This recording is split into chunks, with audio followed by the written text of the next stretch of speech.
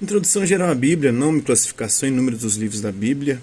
Vários são os nomes que se aplicam aos livros bíblicos. Escritura Santa, segundo Romanos, capítulo 1, versículo 3. Sagradas Letras, segundo 2 Timóteo, capítulo 3, versículo 15. Escrituras ou Escrituras por excelência, em João 10, 35, Mateus 21, 42. Do grego, ta Bíblia, os livros, originou-se a forma que se tornou comum em todas as línguas Bíblia. A grande classificação em livros do Antigo Testamento e livros do Novo Testamento corresponde aos livros que tratam da história da salvação antes de Cristo e depois de Cristo, segundo 2 Coríntios, capítulo 3, versículo 6. Também a palavra aliança, berit, em hebraico, pode ser aplicada aos livros da Antiga e da Nova Aliança. Os livros do Antigo Testamento são em número de 47, se além de Jeremias se contam Lamentações, o livro de Baruque e a carta de Jeremias, capítulo 6 de Baruque. No uso cristão prevaleceu a divisão em históricos, poéticos ou sapienciais e proféticos. O Novo Testamento compreende 27 livros, ao todo 74 livros da Bíblia. Quanto à divisão do texto em capítulos e versículos, ela é bastante recente. A subdivisão em capítulos data do início do século XVIII e a dos capítulos em versículos é de 1555, seguindo uma divisão já feita anteriormente pelos escribas judeus.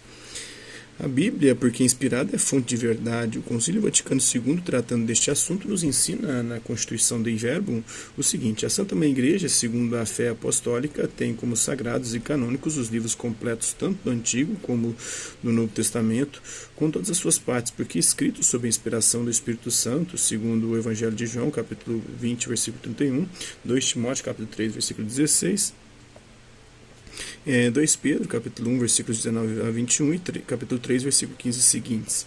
Eles têm Deus como autor e, nesta sua qualidade, foram confiados à mesma igreja. E continua o mesmo documento, já que tudo o que os autores inspirados ou agiógrafos afirmam deve ser tido como afirmado pelo Espírito Santo.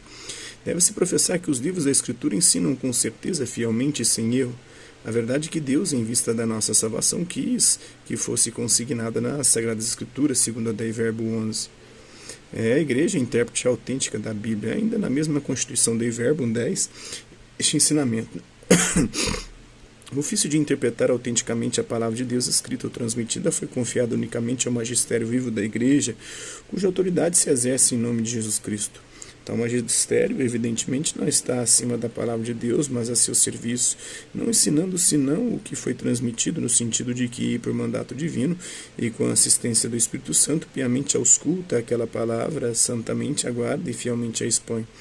E deste único depósito da fé, o magistério tira o que nos propõe para ser crido como divinamente revelado. Os livros protocanônicos e deuterocanônicos. Um livro é canônico porque pertence ao cânon, o elenco dos escritos inspirados. Os protocanônicos foram considerados sempre em todas as comunidades cristãs como escritos inspirados. Já os deuterocanônicos, nos inícios do cristianismo, em algum tempo e junto a algumas comunidades cristãs, não foram sempre colocados no cânon. Para a Igreja Católica, entre os proto- e deuterocanônicos não há diferença quanto à inspiração. Ambos são igualmente inspirados, praticamente a diferença existe só no Antigo Testamento. Os deuterocanônicos são os seguintes: 4 históricos, Tobias, Judite, 1 e 2 dos Macabeus, um profético, Baruque, com a carta de Jeremias, e 2 sapienciais, o Eclesiástico e Sabedoria. As partes deuterocanônicas de livros protocanônicos são as seguintes: Esther, capítulo 10, 16, Daniel, capítulo 3, Daniel, capítulo 13, Numa Bíblia hebraica não se encontram os deuterocanônicos. O mesmo se dá com as Bíblias protestantes. Aqui está um critério seguro para distinguir uma Bíblia católica que contém todos os livros deuterocanônicos, inclusive as partes deuterocanônicas de uma Bíblia hebraica ou protestante. Os protestantes, ademais, chamam aos deuterocanônicos de apócrifos.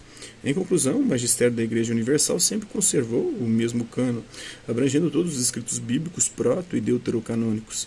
Isso conforme consta dos documentos oficiais, na definição do Concílio de Trento, em 1546, repetida pelo Vaticano I em 1870, na solene declaração do Concílio de Florença, em 1442.